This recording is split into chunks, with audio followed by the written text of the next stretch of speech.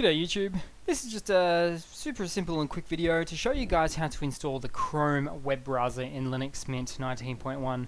Now with the Chrome web browser, you're not actually getting the Chrome web browser in Linux Mint, it's actually the Chromium web browser, and the reason for that is it is a little bit different. I've done a whole video on it before regarding the differences between the two. One is the licensed one and one is the unlicensed one, kind of more like the free Linux one that has a few registered things that are taken out of or not normally available through Chrome, but it goes a bit back and forth. I won't get into that now, but the thing is, what you might be doing is having Linux on your Linux Mint operating system, and you just can't for the life of you find how to install Chrome. So what you do need to do is open up a terminal, Control-Alt-T, or click how I've just done it a moment ago, and I'll just move this to make it a bit more readable for you guys, and type in the following. It's actually sudo apt chromium-browser.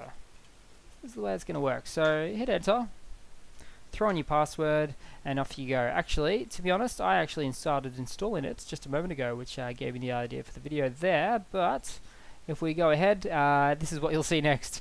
It downloading very, very slowly and going through with that one. So the main takeaway from this video here really comes down to what you're typing in the terminal in order to install it. It is true to say you can actually go through, not through the repos, but through the actual website, the Chrome website, which is probably chrome.com for all I know.